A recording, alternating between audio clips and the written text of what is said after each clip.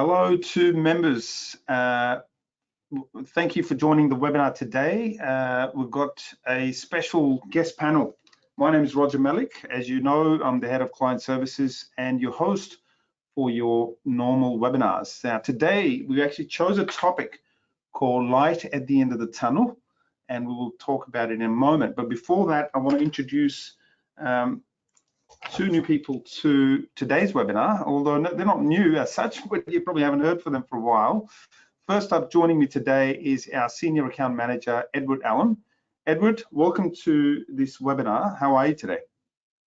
Yeah, good afternoon, Roger. Always happy to help and always happy to join in and guide members through and present our service. Yep, excellent. Good to have you on board. And also joining us today is Kimon Kalinikos. Kimon, welcome to the webinar. How are you? Thank you. Very well. Thank you, gents, and good morning, members. It's a pleasure to be here with you today. Thank you for your time and for your attendance. Excellent. We'll look forward to a good session. And before we get into the discussion, I'll do the usual housekeeping. All our presentations are general information only. We don't take your personal situation into account. So if you're looking for personal advice, please see your financial advisor. And also past performance is no indicator of future performance. Now, during the webinar, as always, today we'll probably make it a bit more interactive than usual. So we will get some feedback from you throughout the webinar. If you've got questions, feel free to ask. The way to ask the questions, you can see the orange arrow on your screen now and just type in on your side. And obviously they'll come up to us and we'll try our best to answer as many questions as possible. And it's all about the markets today. So let's get straight into it. What's the topic of discussion? So first thing first, we are going to look at the year that it has been. What are some of the highlights that we've seen this year, or the lowlights, if you like? And where is the light at the end of this tunnel? It has been a pretty tough year for all investors around the world, but there is hope. There is opportunities that we are going to uncover, and we are going to look at where we can park that money going forward. So this is the theme for today, and we're going to look at that glass half full. So before we look forward, let's have a quick look back at the year 2022. Some might say, let's forget about the year and move on, but we do have a quick look at the year that it has been. So at the start of the year, Angus and the research team made their predictions for the next 12 months. As we always do, in December 2021, we made the predictions for 2022. Now, did they all come true? Did we get some wrong, right? Let's review a few today. And they're all on the website if you want a refresher. So one of the predictions we made in December 2021 is that high inflation will persist throughout 2022. Cost of living will continue to rise. And we are also going to see ongoing worker strikes and industrial actions around the world. Now that has unfortunately come true. Inflation has been very high and it has caused issues. And if you look at US, for example, this chart clearly shows where we were at the end of last year, October, November, December, around 6.87%. And it's gone on to hit 9% at some stage, but it's still pretty sticky at around 8 to 9% so far. In Australia, inflation has been on the rise as well, and it's still climbing. Currently, it's 7.3%. Forecast 8% by the end of this year. So still climbing, which is not a great sign, and we obviously need that to come down. So that one prediction has come true. Another prediction, which is in line with high inflation, which Angus made, is that inflation will lead to high US bond yields up to 3%. And that's been very high compared to 1970s when we last time experienced that, and bonds losing significant value. Now let's have a quick look at what's happened. The US 10-year bond yields at the start of the year was sitting at 1.5%. Angus predicted they'll go up to 3%. Well, we got up to 3% pretty quickly, and they're now gone up past 4%. Unfortunately, they seem to be still rising. and now at 4.16%. The forecast is that they'll probably end up around 4.5%, maybe a little bit higher before we see the peak of these bond yields. So that was the second prediction. The other thing to look at the yields, and this might be new information you're looking at today, but this is a critical piece of data that we look at Fat Profits, is whenever the US yield curve inverts and actually goes below this in the negative territory, and you look at the historical numbers from late 1970s, you look at the 1989 crash, you look at 2000 dot-com bubble, 2008 GFC, every time the US yield curve has reversed, we have seen a recession straight after. And the recession lines are right there, as you can see, in 2001, 2002, 2008, 2009. We saw a mild recession in 2020, but that was a mini crash. It happened pretty quick and everything reversed. But where we are at now is also a concern for the markets. And look, at the moment, the US markets have pretty much priced in a 95% chance of a recession next year. We're thinking at Fat Profits, it's a story for second half of next year, and that's something to be aware of. It's not something to lose sleep over, but it's something to be aware of, and it's coming. However, the good news in the short term is we have a midterm election right now in the US, and this data shows you every time we've seen midterm elections, which happen every 4 years in the US, the 3 months return, 6 months return, and 12 months return post the midterm elections have always been positive. So if you look at the 3 months return, 7% on the S&P 500 and 6 months and 12 months. So the light at the end of the tunnel is there is a hope that we will see a bit of a rally, and we are seeing a little bit of that in October. November so far has been okay, but we're expecting a bit of a short-term rally still continuing post these midterm elections. Now, that could provide a bit of a cushion to your portfolio for the time being, but we'll talk more about that next.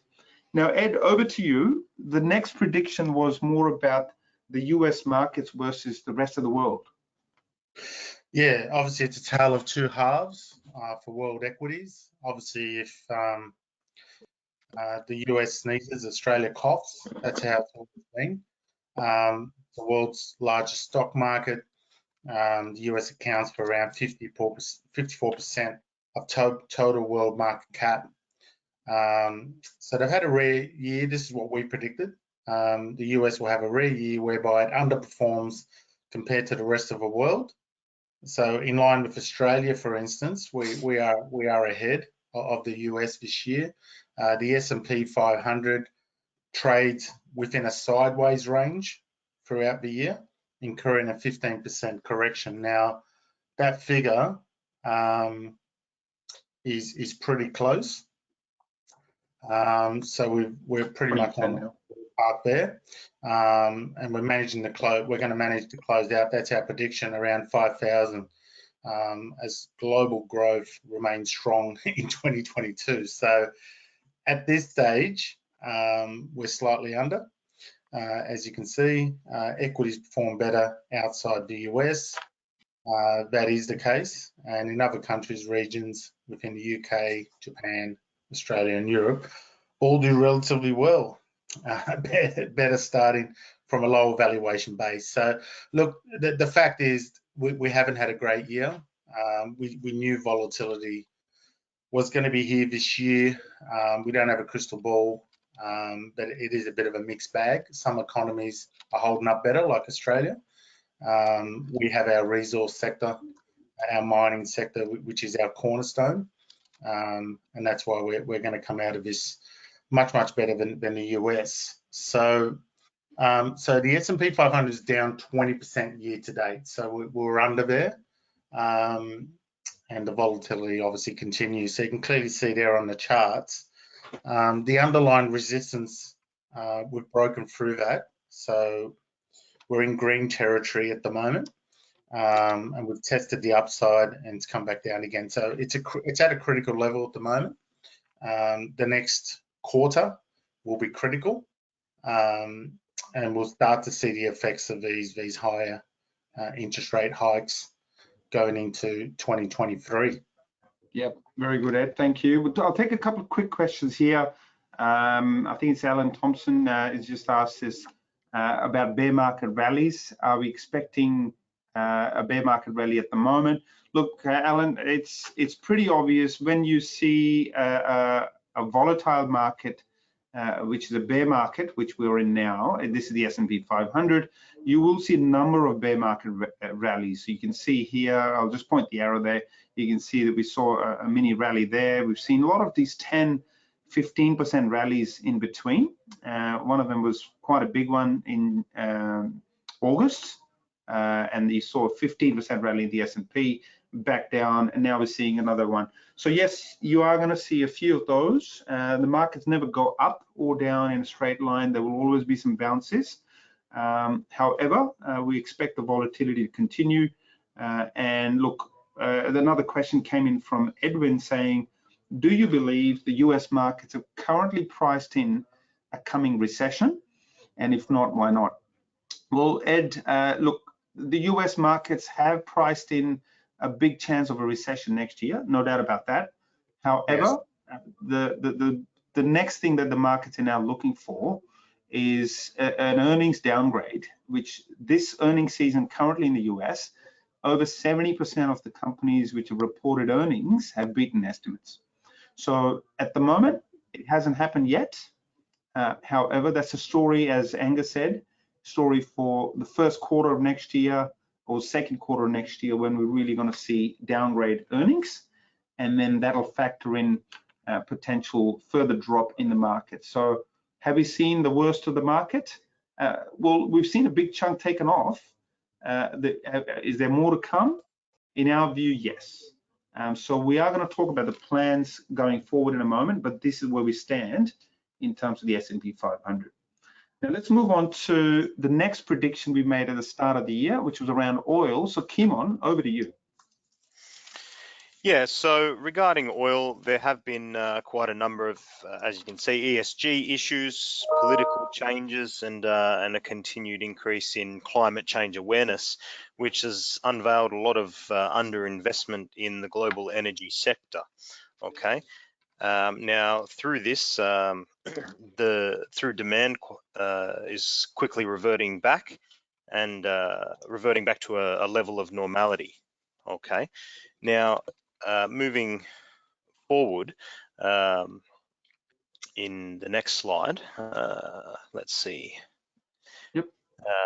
Onto our commodities, and particularly with oil, as you can see from that chart, the trend has been quite consistent in an upward direction since as you can see, April, the bottoms in April 2020, right through, as highlighted there. Consistency and moving forward, consistency in the charts and what we've seen with increases or continuous upward trend with natural gas and oil, partly due to effects of Russia-Ukraine, as expected, and as you can see there with these particular charts, this was expected, and also as predicted early in the year, there was quite a benefit to coal and energy stocks that has been seen. Okay, and from here, coal has just performed year on year, as well as our natural gas and so forth. And so going forward, and what we're looking at, as we'll see, we can look at Whitehaven coal, as most of our members will know about. There's been quite tremendous success there from our initial recommendation. So I suppose looking at Whitehaven, I'll go to you now, Ed. What are your comments? Yeah, so this stock is obviously our best performer this year, 2022. It's risen around 400 to 500% from our initial recommendation. It hit highs of 10, pushing on almost $11, and it's actually holding up really well at the moment. But with Whitehaven Coal, there was still a question mark around China. So obviously they're exporting to Asian markets, thermal coal and meteorological coal. So there's still a lot of markets, a lot of doors to be opened here. But this is a company that's well cashed up. They're returning some pretty good dividends. They've returned some pretty good dividends in September this year to members, and they're one of the most cashed up energy companies on the market. A couple of others there like New Hope and the likes have been the top performers on the ASX. So we believe this will continue, especially now that we've entered the northern winter, European winter. So that demand is only going to increase, and we expect this stock to continue to perform. We have it as a hold at the moment, so we're not buying at these levels. But with the recent correction down to $9, it's actually bounced back up. So that's a technical positive for the stock. You can clearly see here, we did take a sell half at just under $5 this year in May. And initially, technically, it was the right decision because the stock did come under pressure in the following months, in particular in the June lows. But since then, the demand has been astronomical. It's climbed right back up that chart, and it's been pushed up to the highs of $11. So we expect it to retest that level, and that's why we've kept it on hold. Yeah, very good. Thanks, Ed. So that's a hold. Continue to hold if you haven't sold it yet. Another prediction we made in December 21 was that geopolitical tensions rising between China and US will have an impact. That certainly played out. Look, China and US certainly, butting heads on many topics. But the other thing which was certainly has also happened is China and Taiwan. Now, we did say that they'll pull up short from crossing the line on military action, which so far so good hasn't happened yet. However, we also looked at Russia continuing to agitate along the Ukrainian border. At the time, we didn't know that it's going to be a war, but we anticipated that there'll be agitation, but it actually broken out into a war, which hasn't helped matters across the world. Another prediction we made at the start of the year was droughts and floods and volatile temperatures having an issue on agricultural and soft commodities. And look, that's had an impact, Ed. If you look at the soft commodities, they've gone through the roof as well across a wide range of different sectors. That's right, and this is in line with our story at the start of the year. We did focus on commodities in general, and we did say that even though we expected a rough tide ahead and stormy waters ahead, is that the demand for commodities across the globe will increase. You can clearly see there, orange juice, 91%, and that's just ridiculous. I went and did some orange picking the other month up at the Central Coast, and there were oranges everywhere. So, but there is a shortage globally on a lot of these commodities. But our theme continues, and we'll put out our 2023 outlook shortly for members. But we expect this theme to continue. Soft commodities will increase over the coming months. All right. In particular, you might have to let go of orange juice, Ed. Maybe you might have to swap to milk or something else. Yeah, well, the orange picking's the way to go, Roger. It's $2 a kilo. Very different to what we see in the supermarkets. Yeah. Okay. So in soft commodities, look, on a side note, in soft commodities, look, we have two stocks that are in our portfolio, Elders and New Farm, and they've actually held up pretty well. So if you want to check out, we think that they'll still continue to perform quite well. In energy, as we talked about prior, we've got Woodside Petroleum just about touching $40, and Santos. You've got Whitehaven Coal. So energy has actually been a top performer this year across the world. So we've maintained the holding there. And in soft commodities, you can check out Elders and New Farm. Moving on to Australian agricultural as well. Yes. Quite well this year as well. Thank you, Ed. Yeah, that's AAC. That's the code, Australian Agricultural Company. Now, another prediction, which is one of the last ones we'll talk about, is look what we didn't get right. And look, there's two here. Unfortunately, they didn't come out as planned. So one of them was, which I'm sure no prizes for guessing, is gold. And we predicted the gold will actually have a strong run this year and US dollar will fall. Unfortunately, it's been the reverse, which hasn't helped our portfolio or your portfolio for that matter, and we will accept that on the chin. Unfortunately, this year it's been a reverse where the safe haven, which traditionally has been gold, and we expected the safe haven to be gold again, has actually turned out to be the US dollar. And the greenback has had a lot of money flow into it, has been marked as a safe haven this year. And look, that's been not good for markets around the world, not good for commodities around the world. But look, it is what we've seen so far. So if you look at the US dollar, it's had a phenomenal run, up 20% this year. And you know, it's getting very close to the all-time highs of 120. It's currently sitting at about 112. It's probably got one last leg in it, and Angus is talking about when he expects the peak in the US dollar in the coming period. Once that does roll over, we are going to expect a very strong run in gold. Now, we've got a comment here from Sheila saying, this year is not yet over for gold. Well, Sheila, I like the positivity. We still have a month and a half. You never say never. If you look at gold here, Ed, maybe I'll get you to chime in. But look, gold has hit twice all-time highs. You can see on this chart, 2,000 US dollars an ounce in 2020, 2,000 US dollars an ounce earlier this year. It did hit that target again, and then it's bounced back.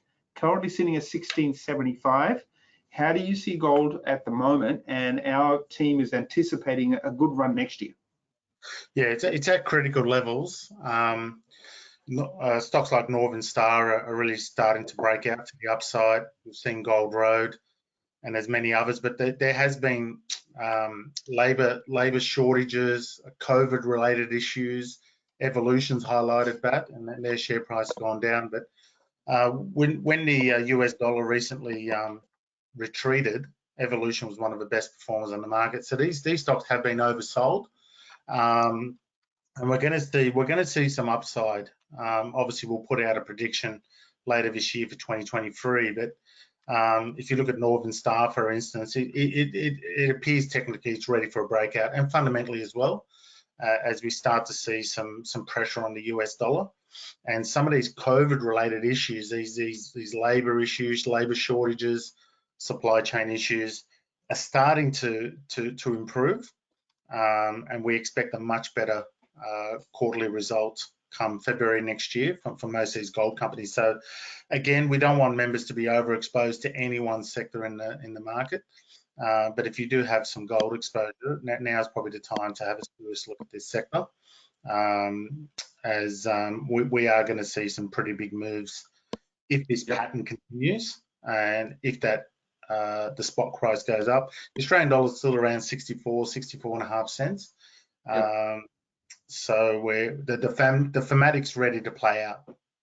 It's just going to be a wait and see scenario.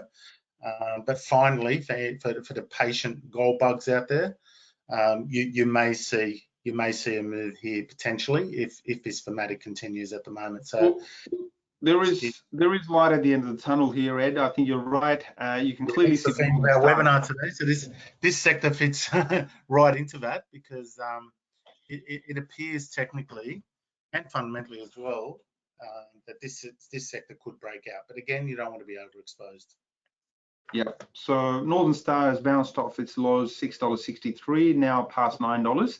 And if you're still interested in, if you haven't bought anything, Northern Star is still a buy from our team, so you can check that out. And one last stock in gold before we move on, Kimon, Gold Road Resources has held up pretty well. Yeah, Gold Road. It's been a journey with Gold Road with fat profits, but it has held up quite well in light of everything. But look, as we know, with Gold Road, and like most of the gold stocks in our portfolio, they have an intact business. strong fundamentals and are in line with the growth strategy, which is why they are firmly held in our portfolios. Yep, absolutely. Gold Road is also another solid producer, so do check that out. That is still a buy. And look, the final prediction that we did look at the start of the year was the Fed moving on interest rates and moving on, pretty aggressively towards the end of the year, and that would lead to a 15 to 20% sell-off in US indices this year. Now that's probably gone a little bit higher than 15 to 20%. We're now looking at 20 to 30% drop in the US markets.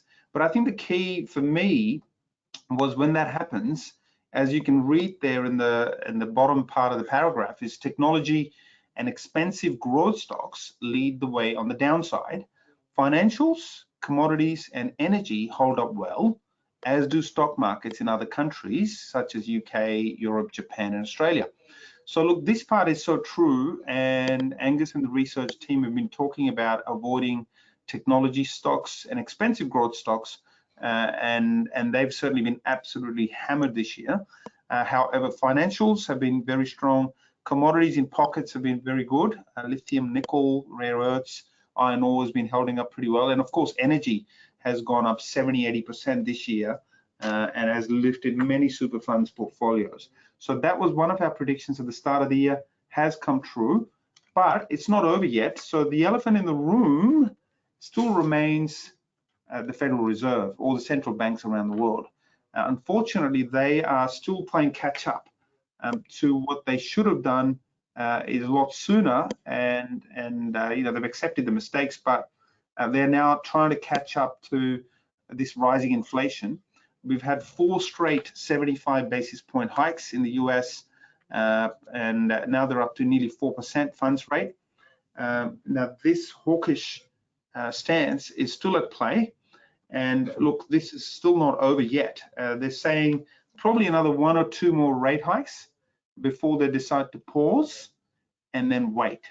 This is where we're at. So Ed, if you look at the Fed funds expectation by the market, this is what the market's pricing in and expecting between 4 to 4.5% till the end of next year. What are your thoughts there?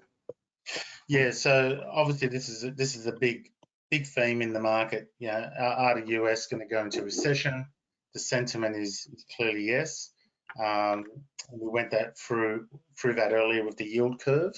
But yes, there is light at the end of the tunnel. 2024, it's 2 years away. The end of 2024 is the time that the prediction for interest rates to potentially reverse slightly, and that'll be to start stimulating the economy again, where there's going to be some pressure over the next 12 to 24 months. So at some point, the Fed will have to start releasing the gas and releasing the pressure on the economy.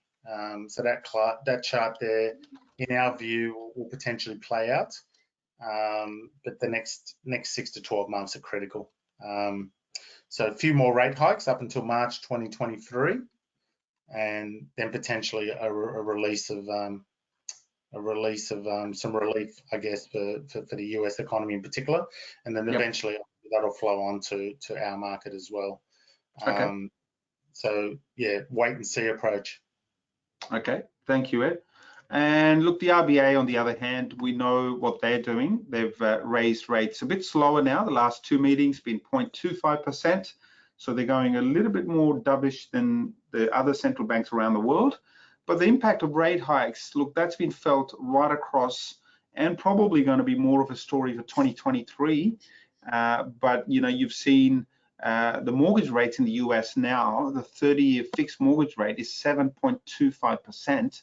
and potentially another 0.5% or 1% to come. We're seeing credit cards, personal loans, everything going up.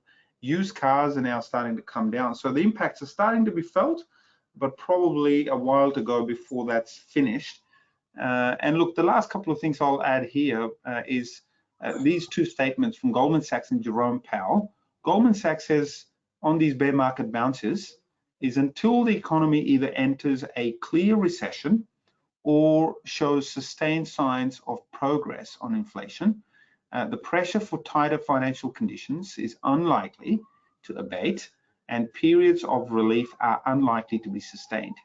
And that's true, and so far we've seen that this year. And Jay Powell said in last week's pretty long media conference, is what I'm trying to do is to make sure our message is clear, which is that we think we have a ways to go, we have some ground to cover with interest rates before we get to that level of interest rates that we think is sufficiently restrictive. In other words, they are not close to pivoting, and they are going to still raise rates most likely a couple more times before they hit the pause button. Now, I'm going to take a quick question here, and we're going to seek your feedback, because that's our stance on the markets. Let's see what you guys think where the markets will end up in 2023. And we'd like to hear your views. Do you think the markets will be positive next year? Or do you think we'll continue this bear market and return negative returns? Or could be a flat year if you're not sure? Or you think we will hit a recession next year around many countries? And it'll be interesting to see your votes so we can gauge what majority of our members are thinking. Now, while that's happening, we are next going to talk about our plan for next 12 months. And this is where, we really need to look at, where we're placed and how we can maximize the opportunities ahead. So thank you for your feedback. I think we've got quite a few responses. In fact, I might read some out to you now.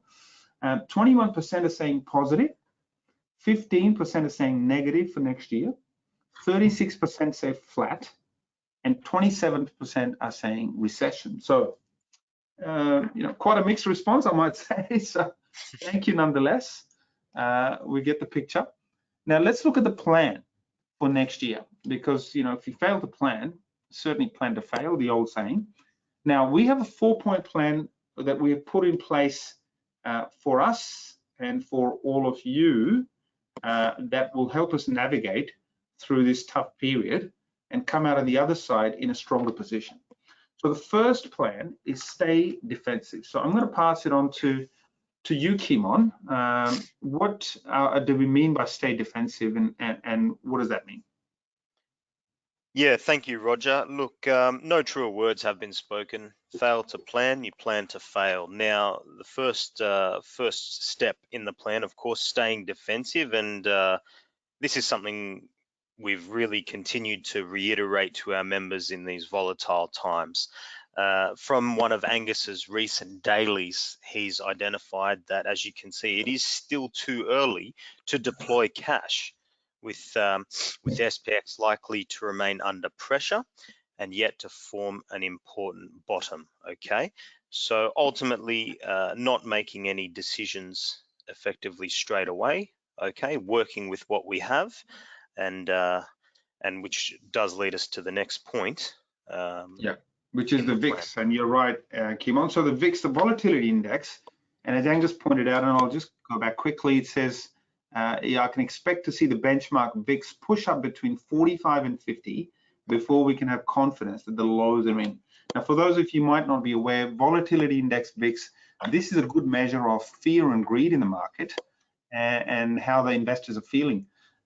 Typically, if you look at this historical chart, which Angus has shown multiple times in his daily fat chat, in previous market capitulation events, the VIX has gone past 45 levels. So this is measured from 0 to 100, and it's gone past 45 on previous market capitulation events. You mark it 1998, 2002, the dot-com bubble, 2008, and multiple other times. Of course, including the recent crash in March 2020. At the moment, the VIX is only around 25 to 30. So the markets are reasonably content with how things are at today. That could all change in the coming months. So what we're saying, if you stay defensive, it's too early to get the cash to work, and we will continue to use our defensive positioning, which includes those 3 or 4 sectors we talked about earlier: the financials, commodities, energy, some soft commodities, and a couple of industrial stocks. So that's the first part of the plan, is to continue with that. The second part of the plan is to raise cash levels. Now, Ed, Angus has been pretty vocal about how much cash he's been on for the last 6 months or so. We've made it known to all members. So how do you see the cash levels and the importance of it? Well, yeah, that photo there, capital raising, there's plenty of them going on at the moment, and it's mainly the smaller companies that are raising cash. So if you've got a cash pool on the side and you're interested in some of these stocks, obviously you can participate in the capital raisings that we recommend, and there's a few ongoing at the moment. But Angus has been mentioning that in his local accounts that he manages, he's gone 30% in cash, and he's remained that way up until now. And in his global accounts, he's 60 to 70% in cash in global. So he feels that there is another leg down there, and that's when he'll deploy the cash. So he's ready to buy. So he's not going to be sitting in cash for the next year or two. He's just waiting for a window of opportunity where he feels he'll call the market, and that's when you'll see a lot more buys coming through in our weekly recommendations. The substantial part of our portfolio is on hold at the moment, with some selected buys, in particular in the resource space. But the VIX is on a cusp of breaking out. You can see that there on the chart. The markets should be bracing for further volatility directly ahead. So that's where we're predicting one more leg down. And that's as Angus. I continue to believe the S&P 500 is in the midst of another leg down. The bear market has further to go. We will likely not end until the VIX is pushing the 40 to 50 level. So stay defensive and hold plenty of cash around that 25% in a standard portfolio. Excellent. Thank you, Ed. So that's pretty clear. The third point of the plan is to avoid speculative growth stocks. Now, most investors have a few in the portfolio, and that's okay. But try and avoid buying any more if you've still got cash. It can be tempting, and we certainly have suggested quite a few to avoid. Look, it's a bit hard to avoid all of them, but look, tech stocks in particular, and we get inquiries about ZipPay, for example, Appen, Xero, Magellan. There's a lot of these stocks which have been smashed this year. And a lot of members email and call us to say, what do you guys think? Should we be buying them? They look down 80, 90% year to date. So our view is no. The answer is no. We will continue to avoid them until such time when we can have confidence to go back in the market first, and then we drop it down to the company. So at the moment, we will continue to avoid as many as possible. And the last point here is key on is to stay patient. Now, this is not natural to everyone. I for one, have been pretty impatient in my previous investing life, but staying patient is important in this market. Absolutely. In line with what we've been saying, patience is a virtue, and good things come to those who wait. Okay. Now, as you'll see at the moment, we have quite a few holds in the portfolios. A lot of the stocks are in hold positions. Okay. Just a few: Nine Entertainment, Sonic, BHP, and so on. Ultimately, in the near future, the idea is that these will be moving into buy positions when the time seems most opportune. Okay, so ultimately what we're saying is bide your time, keep your finger on the pulse, and stay patient. Yep, absolutely, that is critical. Moving on to financials, and we do want to quickly talk about it because that's been one thing we have stuck to this year, and we haven't sold anything in the financial space. If you look at the financial index, this is for Australian market. Look, it's actually broken out of its recent downtrend, and the financials are looking quite healthy. A lot of the banks have reported their earnings in the last week or two, with the exception of Westpac, who announced it yesterday. The earnings were a little bit down, but the dividends were higher, so it was a bit of a mixed response. They were a little bit higher today versus yesterday, but all in all, most of the banks are in good position. And even outside of banks, you look at the likes of QB, etc., they're in actually reasonable financial health. One of the stocks we like at the moment is ANZ. As you know, ANZ has gone on to acquire Suncorp, and they've already raised capital at a pretty good level price, which we took part in a few months ago. Most of you would remember around $18 a share. We moved up to 24, 25, and looking healthy. Once the acquisition is complete by the end of this year or early next year, then that will form a good merger, and that will provide some good synergy to ANZ. So we maintain and buy on most of our bank positions, and we will continue to hold until such time when we feel that financial cycle has played out. And in our view, that has not come close to that yet. We still a fair amount to go before that cycle runs out. Now that's out of the way, let's have a look at some of the changes we have made to our service this year. So Ed, let's look at a few. We've got 5 or 6 changes we made to the service this year. First one is the daily fat chat. We've introduced something different here. Yeah, look, we do listen to members. Members would have known that we sent out a number of surveys this year, and in the midst of those surveys, we're constantly asking for feedback on the service. So Angus has finally listened and put a summary on the daily report, which is something that members have been asking for a while. So you can clearly go through and see which topics he's predicting today, and he's going to talk about in depth. And you can scroll down into the daily and focus on that area.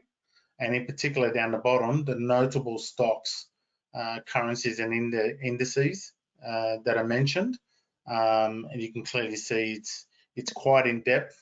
A lot of work gets put into this from multiple analysts overnight while we're sleeping here in Australia. And we present that to you in the morning in depth. So for most of our longer term members, this is their most valuable report for daily. And we want to, we're not reprinting the news here. We're digesting it and presenting it with our forward thinking, always trying to predict what happens next. Yeah, absolutely. All right, so that's been one change. But the other change we've also made this year, and most of you would know this, is we've introduced a much bigger panel of our analysts and experts in our weekly members webinars. Now, for those of you, this is a good refresher. Let's have a look at some faces who've come along in these webinars this year. Angus, for most part of this year, has come in our weekly webinars, which in the past used to be, David and the analyst Greg Smith and the likes. But not only Angus has taken his time every week or almost every week, but of course we've got our resource analyst David Lennox. We've also got Gary Burton, who's joined the team earlier this year. Andrew Blackmore, our analyst, and we've got Edward and Kimon come in today. We've had Cheyenne and Ash came in recently into a special webinar we did about stormy waters that you may remember. So we have tried to get pretty much all our resources to come in and provide data, research, input, suggestions, answering questions, to put you in a position where we can give you the information you need so you can be making those decisions in the market. So that's been a good change. Hopefully you've received that well at your end, but we've tried our best to get everyone involved. The other thing we've done is we've also added to our research team this year is Gary Burton, who most of you have heard in the webinars recently. He's our equity analyst, but he's also a technical analyst who has joined our team. And that's been a good addition because from a technical perspective, you may have seen some changes in our charts, in our weekly reports, and there's been a lot of indicators, including support resistance, RSI, the exponential averages, the breakouts, and so on, been added to charts, which hopefully provides you some key signals whether it's a good time to enter or exit a particular stock. So that's been another change which has been quite positive in the service. The next change we've added, over to you, Kimon. Yeah, so as most of you will know, if you had the access, but we did send out information and correspondence anyway, from the 4 research products that we had available, Australian, mining, UK and global, we have recently merged the UK equities and the global equities, folding the UK coverage into one report now. Okay.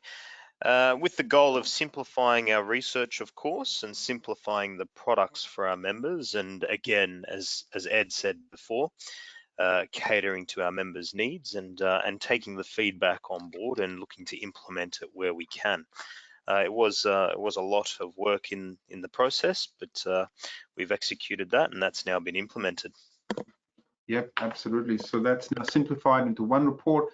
The other thing is sell recommendations. We've had more sell recommendations this year than normal. We've taken some profits off the table to improve cash positions. Yeah, we've also cut some stocks where we don't see progression. So we're tidying up the portfolio. Gary's now implemented a heavy technical focus. So we've been told that we can expect a lot more sells in the future. And also we'll see a change to the mix of stocks. I think the latest sell that we had was Platinum European ETF, which we've been covering for many years. So we are making way for some new opportunities. But you can clearly see there, I mean, some of these stocks have been taken over, like Western Areas, for instance. And also we've taken a sell half on Mainstream was taken over as well. So yeah, a few more sell halves and sells going forward.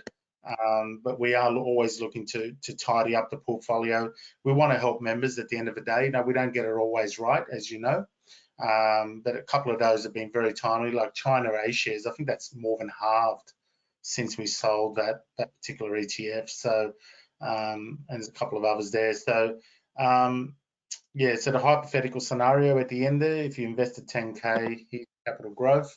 So a lot of green there. So a lot of those sales have been quite positive and will continue to do.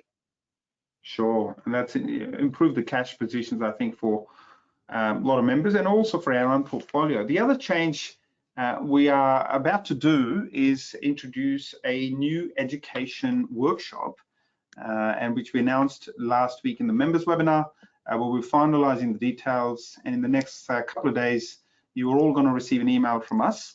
And this is going to be very good for you if you're interested in technical analysis and you want to improve your entry and exit positions and learning more about indicators. Gary's an absolute expert at it, and he's put together, or he's still in the middle of putting it together, a 1 to 2 hour workshop. This is an education workshop. It'll be live, and you can ask questions live, and we'll be recording that as well. So this is going to be a paid workshop, but very nominal. We'll send you the details. It's only a few $100, just like we did last year. If you remember, in November last year, we did a similar education workshop, which was very popular. Members absolutely enjoyed that and got a lot out of it. And you may still have a recording of it for those of you who took part. So this particular workshop will be held in the 3rd week of this month. So we're aiming at 22nd of November, and we'll be holding it live. And there'll be many topics, including trend analysis, primary and secondary trends, basic patterns, RSI, MACD, and plenty of indicators to learn how to become a better investor. So if you're interested in that, please stay tuned. We will be emailing you all the details in the coming days this week, and you can register your interest. So this will be very good, in my opinion, for improving your education as an investor. And the last one here is a portfolio review package. Now, Ed, we introduced this about 2 or 3 months ago from memory. Yeah, on the basis of feedback. What was that? Started July. So initially we sent out surveys in June, and we asked a question, and anyone that was interested in a portfolio review, we got back to those members. So it's not for everyone, but the members that were interested upgraded or extended their membership. So we've got members that have got you know, quite a number of years left. You know, I think at the moment we go up to 2030. We've actually scaled back. We used to offer much longer memberships, but we don't want members to wait a few years if they want access to the service. They can have access to it now. And I believe it's myself, you, Roger, and Kim on have been doing most of the reviews. So usually we send the portfolio off to our analyst, and they give us the notes, and then we come back on the phone and discuss your portfolio. And we go through each stock and provide a recommendation, and we also look at the weightings as well. But you can clearly, this is just a sample portfolio that I've done. just to show you that the weightings, the risk, the overweight and underweight positions. And we also advise you on, we give you some suggestions on stocks that you might consider selling and tidying up the portfolio. It's all about a fresh start going forward. So it's a fresh eyes approach. It's a second opinion. We're not managing your money. At the end of a review, you're going to go away and do your own buying and selling. So this is where we can save you some money. And also we took feedback from members that told us, and we researched this, that places like CommSec, if you request a portfolio review from CommSec, I believe they charge $900 per review, and then they obviously try and get you to look at their private wealth business. And also financial planners apparently charge a few $1,000s for a portfolio review. So we know it's been a tough year in the markets. Not everybody's done well. Longer term investors have weathered the storm a lot better than shorter term investors, I've noticed in the reviews. So if you got into the market, say a year ago or a year and a half ago, unfortunately, your portfolio is probably down. If you've been in the market for 10, 15, 20 or 30 years plus, I generally find that those portfolios have weathered the storm much better, but those portfolios also have had a reluctance to take profits over time and adjust their weightings over time, because we've had members that have had dividend reinvestment plans activated during their working life, and during their retirement life, they've kept these dividend reinvestment plans going. And I've noticed some that are in the drawdown phase when we had this conversation have still got them going. So they've gone away and taken some suggestions and made some changes. So that's been pretty good. Thank you, Ed. What we'll do is we'll show you a couple of portfolios now, just to show you how some of our members' portfolios have been and what are some of the changes we have suggested. And you might get some ideas from that. But just before we do that, I'm just going to put up a question for you, because we're getting quite a few comments here about the service so far. And Mark said, for example, earlier that it's been a very good year from Fat Profits in terms of education. So you've really enjoyed that. Thank you, Mark. We appreciate the effort that we put in. Let us know, what do you think with our service it's been this year? It's been quite a tricky year, no doubt about that. However, we've done the best we can to provide information, education, and keep you informed. And Angus has been on the front foot with his podcast and joining us in the webinar. So we think we've pulled all stops together this year to put you on the front foot and prepare for what we believe, as we said, a light at the end of the tunnel is going to be a very strong bull run when all this is said and done. So we are ready. We will be, ready to pounce on the opportunities ahead, and the information that we will be sharing. Please stay tuned. So I'm going to close that now. Thank you for the answers. Quite a few responses. Okay, I'll just quickly read that back to you, just to be open and transparent. So 72% said informative and educational. 23% said excellent. 12% saying adequate, and 6% said could improve further. So look, we'll take that feedback with a humble head, and look, we appreciate all that from you. We'll move on to a couple of portfolios now. Let's have a look at a couple of examples on how we can improve these opportunities, because we had a question from a couple of members, and let me just take that now. Daryl said, can we assume we raise cash internally by taking profits on the shares we already hold? So the answer is yes, Daryl. You need to look at your sector weightings. You need to look at your cash levels, and certainly try to get up to that 25 to 30% cash levels. That's our general advice. If you've got more than that in cash, well, that's fine as well. I mean, Angus has got a little bit more now in the global portfolio, so that's not a problem. But our advice is to get to 25 to 30% at the very least. So that would be one way to look at it. But let's have a look at a portfolio. So Ed, this is a portfolio, quite a large, reasonable portfolio, but a little bit out of whack in terms of some stocks are pretty heavy. For example, Allcam AKE, this member bought it early, but quite a bit in there, and CSL also quite heavy. So what are your thoughts there? Yeah, basically what I suggested earlier is that sometimes it's good to hang on to stocks for a very long time, but obviously that's our value investing approach, but adjustments should be made along the way. So just looking at this portfolio, just some of the weightings are a bit high. Some have worked in the favor and some haven't. But there's some risky stocks in this portfolio, but the good thing is that the risky stocks are obviously smaller holdings, but some of them are quite large. So the whole idea is to have a balanced portfolio. Make sure you're not overexposed to any one company, and in particular in the growth space. But even in the dividend stocks, you can spread that across some of the smaller holdings here and bolster up the dividends and just reduce your level of risk.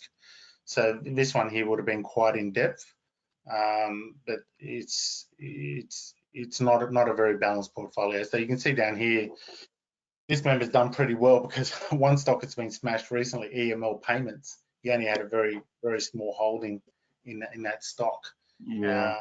So he wasn't overexposed, and that's the sort of level we'd expect in that type of company. You know, Cannon Resources, which is a subject to takeover at the moment. You know, you've got others like BOQ, which hasn't performed well over a long period of time, but that stock is starting to rise again. So he'll see their entry level is pretty good, $6.88. So that's not bad. Yeah. So again, you know, some of the smaller holdings like Nexus Minerals, that's about right on that one. But I've seen portfolios that have had, you know, 50, 60 grand in that stock, which is quite ridiculous. But in the case of Chalice Mining, I mean, if you took that risk, you would have got the reward. But we're not recommending, you know, big money in small, high-risk stocks at the moment, and to allocate that capital accordingly and put the bulk of your capital in dividend stocks. So this is something that we can discuss through the reviews, but the analysts generally give us those numbers, and then we reiterate that over the phone with you. But it's been a good process the last 4 or 5 months now of doing these reviews, and it's a regular part of our service now. Absolutely. Look, one more portfolio we'll quickly show you. And just before that, I got a comment from Barry just a minute ago saying, I greatly appreciated the portfolio review took earlier, and I'm now adjusting the portfolio, including moving to 25% cash. Thank you, Barry. I appreciate that. I've got another comment from Karen saying, I took a portfolio review package about 2 months ago, and that's turned out to be one of the better decisions I made, because I've moved a lot more into cash, and I'm feeling comfortable about the opportunities that lie ahead. Another one from Rob. In fact, that's a question. Rob just asked, how much does a portfolio review cost? Rob, I will just explain that in a moment. And just before that, one more example of portfolio review we've done. This is a smaller portfolio, about 20 stocks, which is about right. We normally suggest 20 to 30 stocks is a good number. If you get up to 40, 50 stocks, that's a bit on the higher side. If you're holding 10 or 12 stocks, that's on the lower side. So 20 to 30 is a good number. Good balance is what we need. So if you look at this particular portfolio, BHP, as an example, is a large holding. So is CBA. They're both about 98,000. BHP is about 110,000. So those two are the bigger holdings, but they're still about 4 or 5% of the total portfolio. So that's reasonable. You know, if you look at some of the gold stocks, which in orange, you've got Evolution, GDX, GOR. They're small holdings. So this member is obviously not taking a big level of risk with smaller or more speculative stocks. So they've taken the position accordingly. But if you look at the weighting, the biggest holding is CBA, 4.48% of their total portfolio. So that's reasonable. If you look at the overall balance, that's actually been all right. So that's after some adjustments. AMP, it's been an absolute dog. Luckily, they don't own a lot of that. I mean, it could be worse. But all in all, this is a much better balanced portfolio. So we were quite comfortable with this one. And if you look at, you know, another one here, you look at Woolworths. That's a continuation. Oh yes, that's the continuation. You're right there. Yep. So Woolworths is actually the biggest holding right at the bottom, 8.3%. and we had a recommendation for them in Woolworths. But otherwise, it's been reasonable. A couple more gold stocks here as well. So we can look at all the details of your portfolio. Ed, I think we've got one last one here. This is a smaller portfolio, with the exception of AKE right at the top being an absolute standout. 34% of their holding in AKE was quite large. Yeah. So this is a younger portfolio. So it's a portfolio that's been in the market only for a couple of years, but it is a lot more balanced than most of the portfolios that I've seen.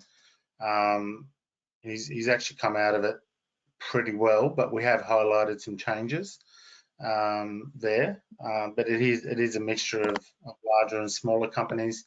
But we felt that it was quite well balanced, and we just gave some suggestions on the weightings there. But yeah, this is one of the better portfolios that we've seen come through. But there's no such thing as a good or bad or ugly portfolio. At the end of the day, our members make their own decisions. They pick their own stocks that they're comfortable and confident with. All we're doing is providing a fresh eyes approach, a second opinion, and we go through the weightings. And if there's any risk there, we'll highlight that risk and we'll give that suggestion. And also, if there's any gaps, we'll highlight the gaps and give those suggestions as well. And that's all we're doing. And then the members will go away and make their own decisions, which is the best part of this service. So we introduced this service, Roger, because we had so many requests for portfolio reviews over the years. And it's something that we avoided for a very long time. But when we have so many requests, we want to accommodate to our members. And now we've included it as part of a service that members have an option for. And we can help those members moving forward. Yeah, absolutely. We've added resources because it does require people to look at, and the analysts to look at the portfolio. So look, part of that, Rob, to answer your question, you asked that earlier, how much does it cost? Look, typically, as Ed said, a one-off review, a ComSec, if you reached out to them, would charge you $900 to $1,000 for a one-off review. And up to, if you go to a financial advisor, probably looking at $2,000 to $3,000 to $4,000 that they would normally charge for a one-off review. Look, we've got, because we've just completed 22 years in business, and we're offering a chance today to, end of the year, we're coming up. We've had a tough year, and look, we've been supported well by our members. So as part of our thank you to all of you, we were offering an opportunity where you can either do one of two things. One is you can either add on a portfolio review package, and you can do a one-off portfolio review if you want, or if you want to do one every year, and that way we can bundle it in a multi-year format, which will become cheaper, and then we can do that for you. Second option is you can also extend your service, and you can add on a few more years, and you can combine that together with the upgrade to the portfolio review. So you can either upgrade, option one, or option two, you can renew the service. Either way, we're offering very good, very nominal prices. They're basically based on case by case. And the longer you have been with us, we take that into account. We also take into account what reports you're currently subscribing to, and how many years forward you want to go. So we don't have like a straight blanket answer, but what we can do is we can give you an opportunity where you can register your interests, and then we can call you and speak to you and work out those packages. And I think we've got a couple of questions here. Michael said, has already put his phone number down, please call me. Thank you, Michael. We'll get someone to call you today. We have Jonathan saying, I heard from another member about this portfolio review service, which seemed very good for him. So I am interested. So Jonathan, thank you. All you need to do is just register your interest on I'm interested, and then we will get someone to call you. And look, these are very nominal prices. You don't need to stress over them, but the value is what we're presenting to you. This is the key, is the value for your money, for you to come on board with this, especially in this tricky market. If we can help you, then we will. So Ed, anything from your side? No, that's all. We're here to help. Just reiterate, we're not brokers, we're not financial planners. So most of our members manage their own portfolios. They're self-guided investors. We obviously, the way we make our money on the service is through a subscription, okay? Not through brokerage and not through financially managing your portfolio for you. So you can pick our brains, you can read our reports, you can follow our advice. All options are available. Yeah, I've been here, I'm going on what, 11 years, Roger? I think I've lost count. I think it's 12, I'm not sure, but I'm pretty sure it's 12 going into next year. So, you know, we've been helping members for years. So members that are on premium and platinum generally get the account management service. But now we have this additional service for members that want to pick our brains out and get a second opinion, and also get some ongoing support. So if you're on the portfolio review, the annual portfolio review service, generally, you know, you can ask more questions throughout the year. You can send emails or give us a call, and we're just here to help. We know it's a tough market at the moment. Not everybody's done well this year. Most people have a negative in the portfolio, but some people actually, some of the portfolio reviews I've done actually have a positive this year. So it does come down to the selection of stocks, but it's not about this year anymore. It's now about 2023 and 2024. It's about that light at the end of the tunnel. So if you sit on your hands and do nothing, chances are you'll probably get the same result next year. If you open your eyes and be open to feedback, and to support, and also read our reports and read our weekly reports and take some ideas from the daily report, and make some changes to the portfolio, you're probably giving yourself a good chance to improve your performance over the next, you know, 1 or 2 or 3 quarters going into 2023 and well into 2024. So what we do now generally is our result for 23 and 24. Yep, absolutely. Thank you, Ed. All right, look, we've got quite a number of responses, so thank you for that. We'll close that now, and we'll take your final questions before we wrap up for today. And look, it's been a busy webinar, but hopefully you've got some information not only about the markets, our plans for next year, but also how to get ready for what we believe is light at the end of the tunnel. There will be opportunities on the other side, which will be very appealing. However, you need to be ready, and you need to have that cash, because if you're fully invested right now, you know, the opportunities to buy cheap, undervalued quality companies will unfortunately pass by. So it'll be important to stay ready. So the final question we had was from David. He just asked a question about recession. Just give me 1 second. I've lost that question somewhere. There it is. David said, are we not technically in a recession and have been for some time? If so, this might suggest light at the end of the tunnel for me. So David, look, the answer is not quite. Australia is definitely not close to a recession yet. US, technically they had a bit of a recession because they had 2 quarters of negative growth in Q1 and Q2, but that's all changed now because they're back into 2.6% positive in Q3. So no, not quite. However, that's the story for next year. The prices, the markets are priced in a recession for second half of next year, and that's when we're going to see some more volatility. So we will just need to just stay tuned, be informed, open-minded, ready to pounce when the opportunity comes. But for the time being, you know, keep in touch with us. If you have any further questions, please feel free to ask. However, look, on that note, we will call it quits today. Thank you very much for joining us today and for your participation. And we wish you all the best in the markets, and we'll catch you again in the next webinar. Until then, I'll pass it on to Ed first for his final words. Yes, thank you for everyone who joined today. I wish you very well for the rest of this year. If you need some help and you've clicked the polls, we will call you very shortly. And even just to discuss your membership and how we can help you moving forward. That's what this is all about. I'm actually looking forward to our 2023 outlook, which will be presented in the coming months. Thank you very much and have a great day. Thank you, Ed. And also, Kimon? Yeah, I'll just finish off. Look, it is difficult to navigate the markets without quality research and guidance. And look, that's what we're here to do, as we've reiterated. Okay, so I'll just like to make that point. You know, we'll be here for that additional support. So anytime you feel like you need that throughout these difficult times, just give us a call. Excellent. All right. Thanks, everyone. Have a great day.